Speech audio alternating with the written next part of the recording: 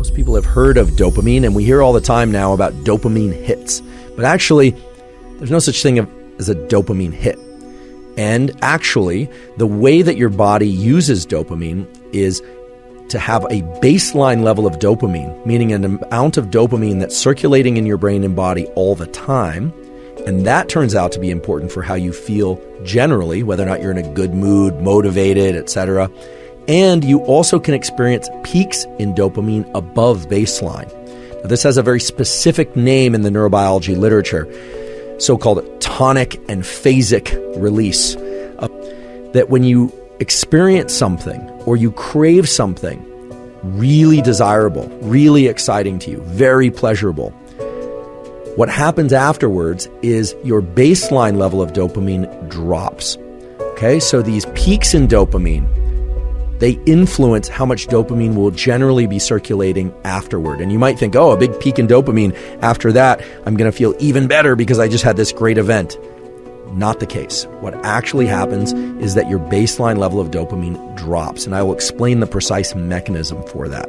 Okay, in the neuroscience literature, we refer to this as tonic and phasic release of dopamine. Tonic being the low-level baseline that's always there circulating, released into your brain all the time. And then phasic, these peaks that ride above that baseline. And those two things interact. And this is really important.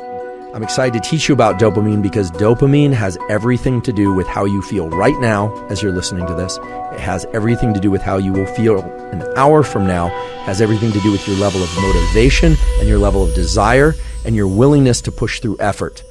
If ever you've interacted with somebody who just doesn't seem to have any drive, they've given up, or if you've interacted with somebody who seems to have endless drive and energy, what you are looking at there in those two circumstances is without question a difference in the level of dopamine circulating in their system. There will be other factors too, but the level of dopamine is the primary determinant of how motivated we are, how excited we are, how outward-facing we are, and how willing we are to lean into life and pursue things. Fortunately, most people do not experience or pursue enormous increases in dopamine leading to these severe drops in baseline. Many people do, however, and that's what we call addiction. When somebody pursues a drug or an activity that leads to huge increases in dopamine, and now you understand that afterward the baseline of dopamine drops because of depletion of dopamine, the readily releasable pool, the dopamine is literally not around to be released, and so people feel pretty lousy.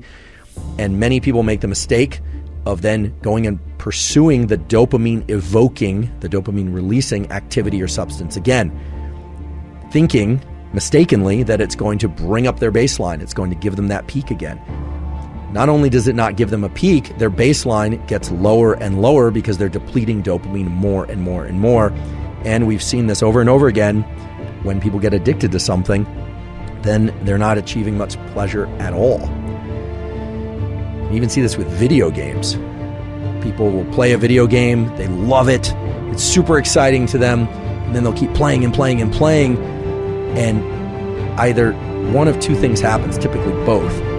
First of all, we say addiction is a progressive narrowing of the things that bring you pleasure. So oftentimes what will happen is the person only has excitement and can achieve dopamine release to the same extent doing that behavior and not other behaviors. And so they start losing interest in school, they start losing interest in relationships, they start losing interest in fitness and well-being, and depletes their life. And eventually what typically happens is they will stop getting dopamine release from that activity as well, and then they drop into a pretty serious depression. And this can get very severe, and people have committed suicide from these sorts of patterns of activity. And other things are part of life, food, exercise, if that evokes your dopamine. How are we supposed to engage with these dopamine-evoking activities in ways that are healthy and beneficial for us? How do we achieve these peaks, which are so central to our well-being and experience of life, without dropping our baseline? And the key lies in intermittent release of dopamine. The real key is to not expect or chase high levels of dopamine release every time we engage in these activities. Intermittent reward schedules are the central schedule by which casinos keep you gambling, the central schedule by which elusive partners or potential partners keep you texting and pursuing on either side of the relationship. Intermittent schedules are the way that the internet and social media and all highly engaging activities keep you motivated and pursuing. And we can take this back to our evolutionary adaptive scenario where you are out there looking for water, looking for food. Not every trail, not every pursuit, not every hunch about where the animals will be, where the food will be, where the berries will be. Not every single one of those played out. There's something called dopamine reward prediction error. When we expect something to happen, we are highly motivated to pursue it. If it happens, great. We get the reward. The reward comes in various chemical forms, including dopamine. And we are more likely to engage in that behavior again. This is the basis of casino gambling. This is how they keep you going back again and again and again, even though on average, the house really does win. You can transplant that example to any number of different pleasureful activities. If you're not a gambler and that doesn't appeal to you, I have to imagine there's something that appeals to you, something that you do repeatedly because you enjoy it. And almost inevitably, it's because there's an intermittent schedule.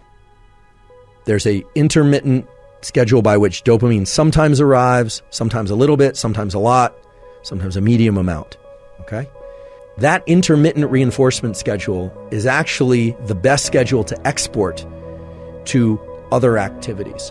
How do you do that? Well, first of all, if you are engaged in activities, school, sport, relationship, etc., where you experience a win, you should be very careful about allowing yourself to experience huge peaks in dopamine unless you're willing to suffer the crash that follows and waiting a period of time for it to come back up.